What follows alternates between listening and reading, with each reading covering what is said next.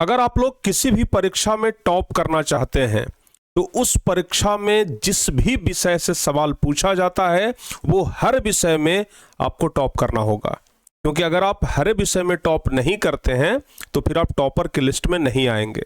तो फिर हर विषय में टॉप कैसे करें? अगर आप चाहते हैं कि हम प्रत्येक सब्जेक्ट में टॉप करें, बोर्ड एग्जाम में जितने भी सारे सब्जेक्ट चलते हैं, चाहे आप किसी भी सब्जेक्ट की बात कर लें, अगर आप हर एक सब्जेक्ट में सबसे ज़्यादा नंबर लाना चाहते हैं तो इसके लिए आपको 4-5 काम करना पड़ेगा, जो कि आज हम आपको इस वीडियो में बताएंगे।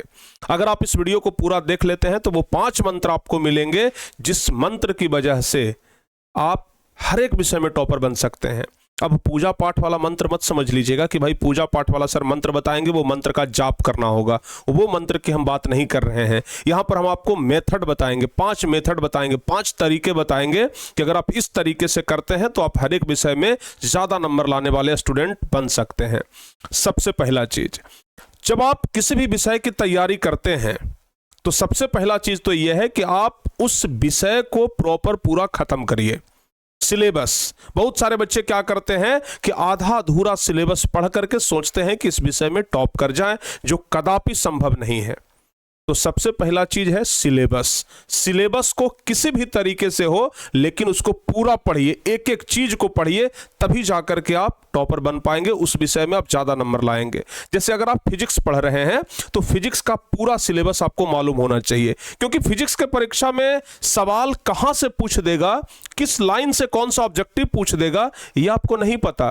तो सिलेबस पूरा कंप्लीट होनी चाहिए और तब जाकर के आप उस परीक्षा में, उस विषय में सबसे ज्यादा नंबर लाने वाले छात्र बन सकते हो। ये तो हो गया पहली बात।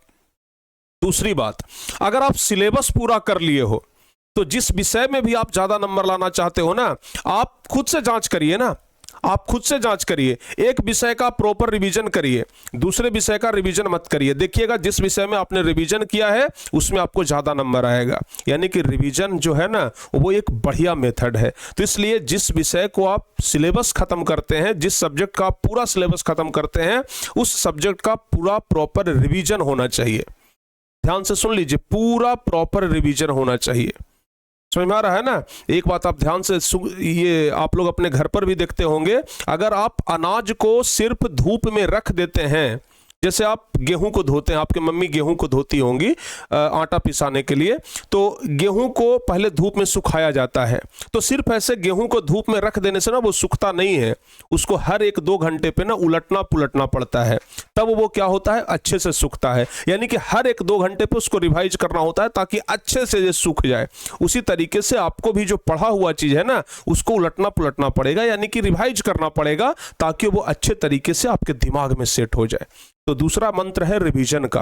पहला पढ़िए, दूसरा रिवीजन करिए, तीसरा याद करिए। तीसरा याद करिए। अगर आप रिवीजन करने से भी चीजों को नहीं कर पा रहे हैं तो मॉर्निंग में उठिए, सुबह में उठिए और सुबह में उठ करके ना रिवाइज करने का प्रयास करिए, क्योंकि अगर आप रिवाइज करेंगे तो ही आप अच्छे तरीके से चीजों को कर पाएंगे, और अगर आप रिवाइज नहीं करेंगे तो समझिए कि खत्म। ठीक है ना? तो भाई सुबह सुबह उठिए, याद करिए, याद करने का प्रयास करिए, क्योंकि ओवरऑल आपके परीक्षा में याद किया हुआ चीज ही काम आएगा। परीक्षा में जाइएगा तो सोचिएगा कि क्या लिखना है, जो आप याद करके जाएंगे वही ना लिखेंगे। तो बाबू याद करना भी एक बेस्ट तरीका है। आप जितना बेहतर याद करेंगे, जितना ज्यादा क्वेश्चन याद करेंगे, उतना ही ज्यादा आप अच्छा नंबर ला पाएंगे। ये हो गया तीसरा मंत्र।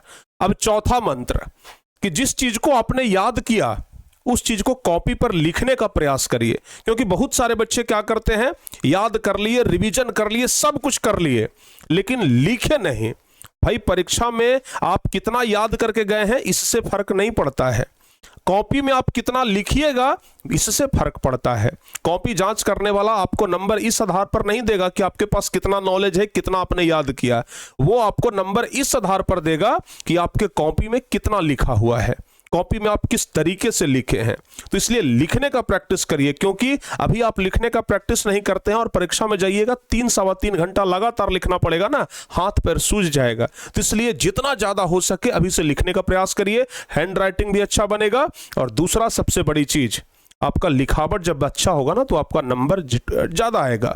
कॉपी जांच करने वाला को अच्छा स्पष्ट पता लगेगा, वो आपको नंबर ज्यादा देगा। तो इसलिए पहला तो सिलेबस खत्म करिए, दूसरा उस चीज को रिवाइज करिए, तीसरा याद करिए, चौथा जो याद किए हैं उसको लिखिए, और पांचवा सबसे बड़ी बात, जिस विषय को आप पढ़ रहे हैं उस विषय का सेट प्रैक्टिस ज्यादा से ज्यादा करिए।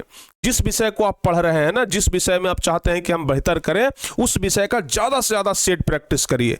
मतलब ऑब्जेक्टिव सब्जेक्टिव का सेट दीजिए, जिस तरीके से परीक्षा में आता है ना उस तरीके का सेट दीजिए। जितना ज्यादा सेट प्रैक्टिस करेंगे उतना ही ज्यादा आपके लिए बेहतर होगा। तो सेट प्रैक्टिस एक बेस्ट मेथड है अपनी आप को जांचने का, अपनी तैयारी को जांचने का। अगर आप सेट प्रैक्टिस करते हैं और सेट प्रैक्टिस में आपका जितना नंबर आता है, आप मान के चलिए कि आपका मेन परीक्षा में भी उतना ही नंबर आएगा। तो अगर आप ये 5 मंत्र फॉलो करते हैं और अगर ये 5 काम करते हैं तो यकीन मानिए आप किसी भी विषय में टॉपर बन सकते हैं, किसी भी विषय में बेहतर नंबर ला सकते हैं, सबसे ज्यादा नंबर लाने वाले छात्र बन सकते हैं। लेकिन ये 5 काम पहले आपको करना पड़ेगा। तो आज से ही ये काम करना शुरू कर दीजिए। और अगर हाँ तैयारी अगर अच्छी नहीं है तो क्रैश कोर्स है आपके लिए टारगेट बोर्ड का, जाइए और जल्दी से क्रैश कोर्स में जुड़िए और अपनी बोर्ड एग्जाम की तैयारी को मजबूत करिए। और इसी प्रकार के वीडियो के लिए इस चैनल को जरूर सब्सक्राइब कर लीजिए ताकि आगे आपको और ढेर सारा इस प्रकार का मोटिवेशनल वीडियो मिलते रहे। मिलते हैं किसी और वीडियो में। जय हिंद।